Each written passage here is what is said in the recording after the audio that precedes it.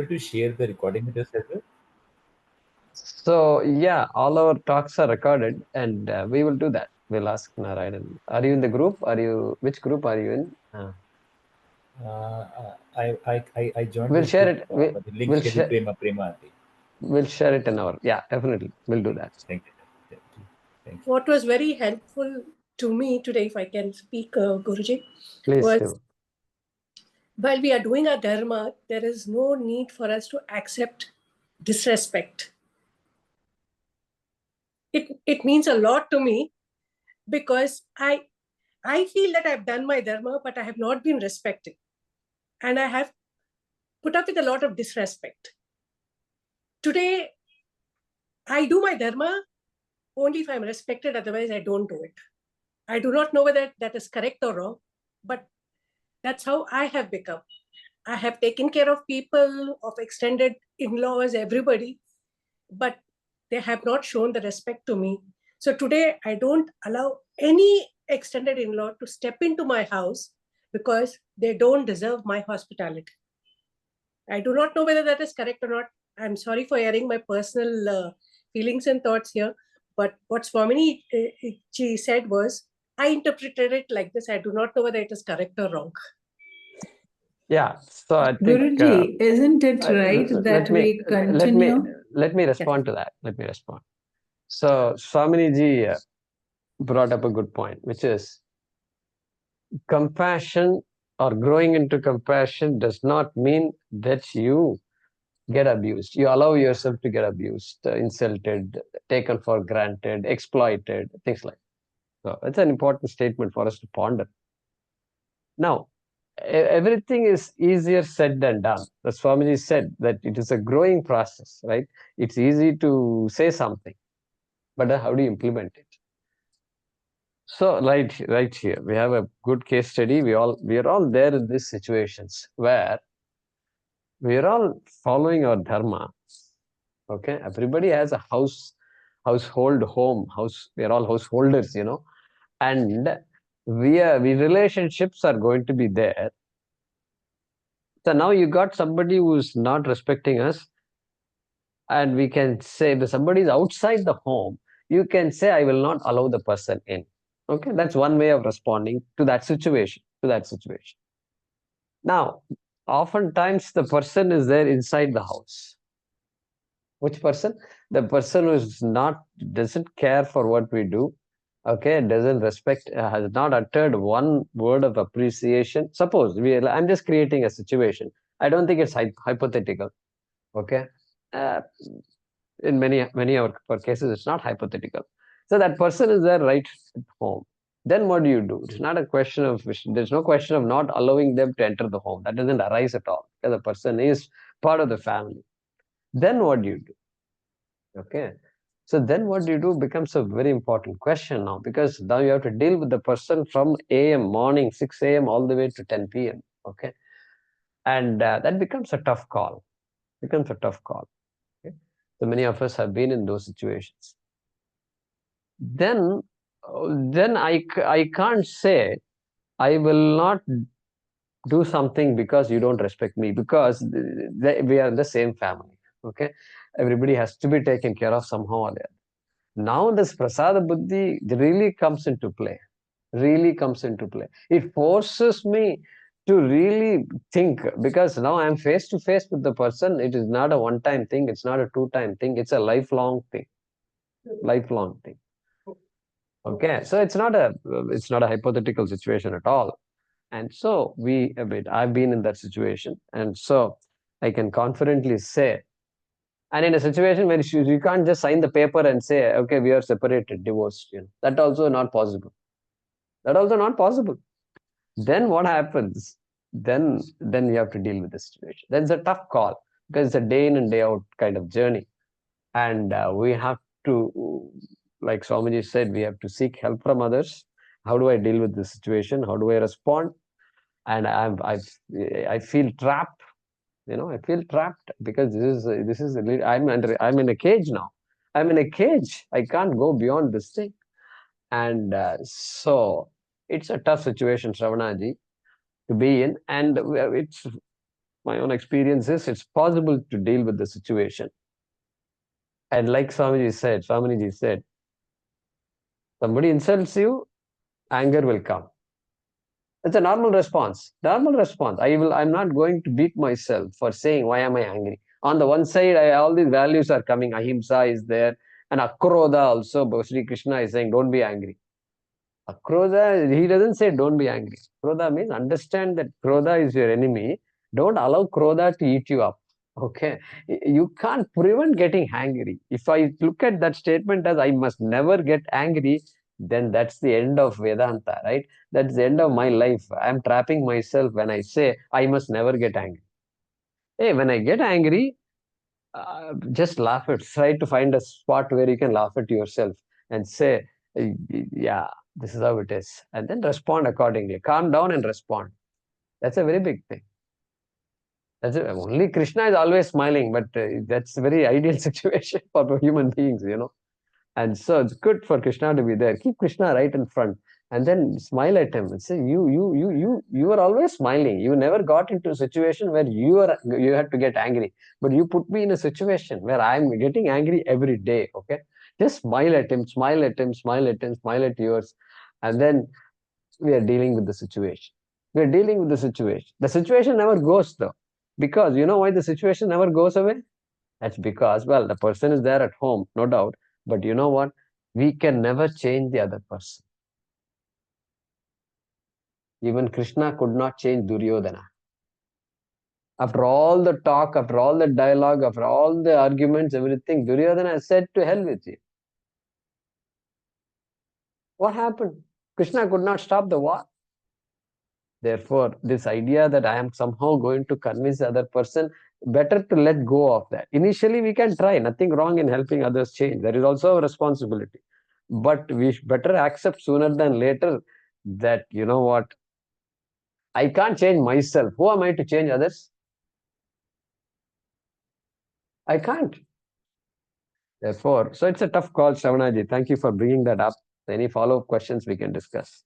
What I would say is, yes, we have to put up with certain situations where we don't have a choice day in and day out. So we learn to handle it.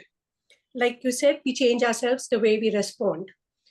Sometimes anger is good because if you don't respond with anger, the other person may not know that it's upsetting us. Even if we say it in simple words, they may not understand. But so sometimes we have to say it in anger. So next time they'll think twice before they are trying to hurt us, or they don't realize that they are hurting us, they realize.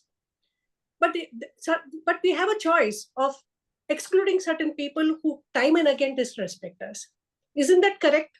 I mean, I feel that I can live a better life without those negative energies and vibrations, because I myself, I don't have such strong positive vibrations to handle so much negative vibrations.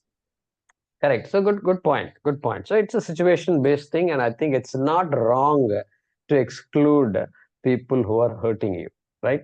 It's part of it's a defense mechanism, clean defense it is, and we should. And also, people are watching us. When people watch us, they watch. This is the type of response. You've tried your best. You've tried your best, but then finally you decided this is the final solution. Okay. And so nothing wrong. That's a perfect solution. And also, if we do not retaliate, or if we continue to be there, ego bashing, say whatever it is, they think that we are weak and we are not, we become easy targets. We are letting them get away with it. So somehow it is responsibility on us also to respond suitably to protect ourselves. Correct. So that is dharma. What you just said is dharma only. Dharma requires speaking up when most people may not speak up. Okay. Dharma requires assertive. Swaminiji mentioned the word assertive. Yes. Assertive. I loved it. Assertive. Compassionate, but assertive also. Yes. Assertiveness is part of compassion. It's really part of compassion. It is not separate from compassion. But it looks like opposites, you know. Opposite. Compassion means you take whatever comes. No, be assertive also, because dharma requires assertiveness, very much so. And some people have to learn to be assertive. Assertiveness need not be like every value. We have to learn all these things. We have And assertive. to learn to say no. We have to learn to draw boundaries. You said it, Shravanaji, you said it. I learned a lot from a book called When You Say No, You Feel Guilty. True. When I say no, I feel guilty. There is actually a book by that title. I actually purchased the book about 20 years ago. And I finished reading that book from top to bottom. I'm telling you. Even I learned to say no only after reading that book when I came across that book in a library. It's not wrong to say no. Thank you, Guruji. Good. Thank you. Shravanaji, there is a phrase in Sanskrit called Durjanam Pradhamam Mande, Sajjanam Tadanandaram. Durjanam means you can, worshipping them means keep aloof from them. That is what you call, you don't have to be a doormat. Correct. Keep them away. So that's how I take the responsibility on myself, because I blame myself for being submissive, non-assertive. So I have learned to be assertive. I've learned to draw boundaries. Thus, I'm making myself happy, which I have a right. Very good. Very good. Thank you. Thank you. Thank you. Any extremely overwhelmed. Dhanyavada, Swamini ji. Raga Dvesha should not play a part, right? Isn't it? Aham Bhava. Hemalata ji, you want to ask a question? Are you still there?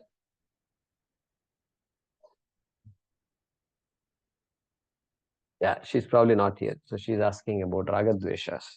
Aham Bhava. Yeah, it's a balancing act. It's a balancing act. If it was just a black and white, we would have said it black and white and we would have followed the recipe, So it's not like following a recipe. So that's why it's a growth process. Swamini ji was talking about growing clarity. In last camp also, somebody asked Sadatmananda ji about his life. I think he said it's all growing clarity. Growing clarity. We're all waiting for magic. So Swamini ji also said, we're waiting for some magic to happen. Magic. Our Puja Swamiji took us all away from magic. Even though clarity, understanding, there is aha moments are there, but he just pulled us out completely from all these magical ideas. And there is a lot of magic going on out there. So I want. So good, ma. Very nice. Thank you all for joining. Jaya Kumarji, just one question, a very basic question. Although we understand the concept, like the body is perishable, so no need to in terms of like care so much, but still we have to kind of live in this world. In general, to uh, go go well with the dharma and this journey, could you please give kind of some tips for the lifestyle, like tips in terms of the diet which suits better, to keep the mind at peace, and other yogic practices which can help us in leading day-to-day life in a better way. Yeah. So as you rightly pointed out, Vedanta is a journey.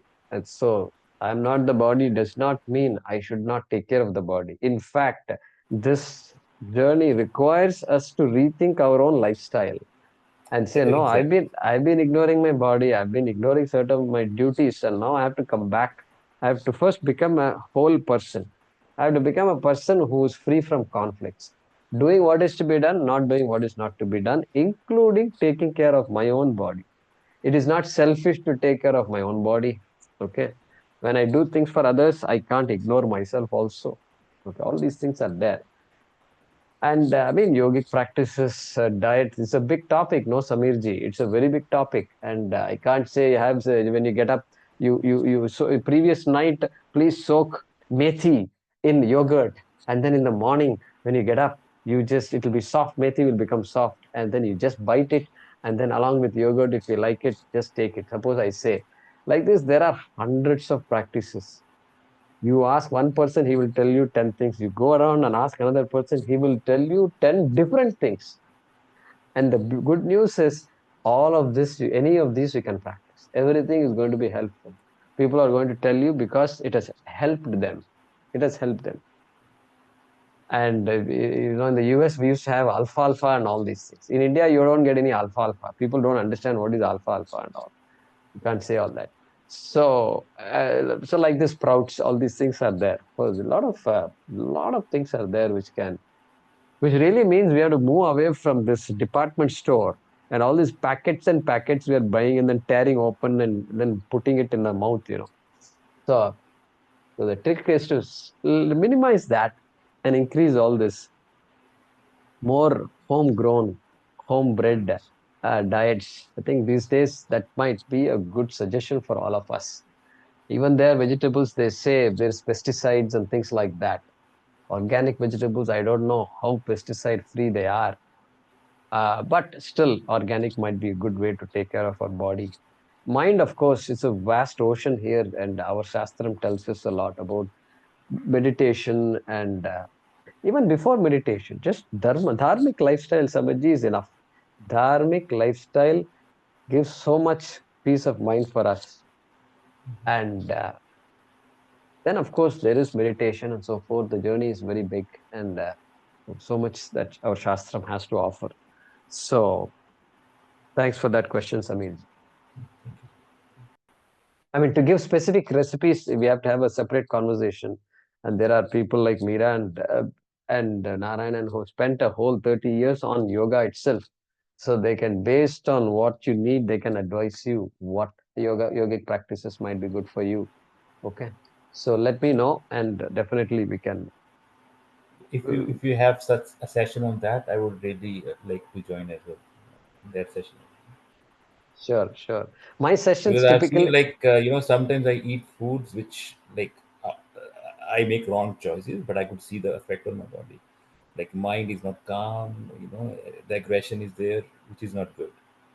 So would like to have self control and eat what is actually good, is in line with the good dharmic lifestyle.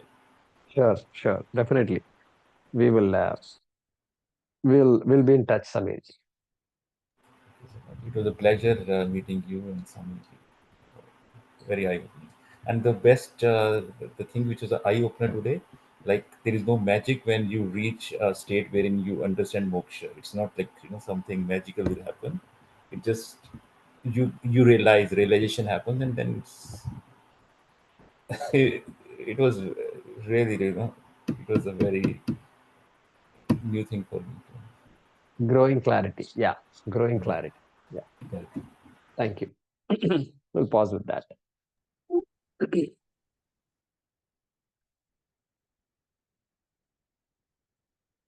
Om Namo Bhagavate Vasudevaya Dhanvantaraye Amrita Kalashahastaya Sarvamaya Vinashanaya Trailokyanathaaya Shri Mahavishnave Namaha.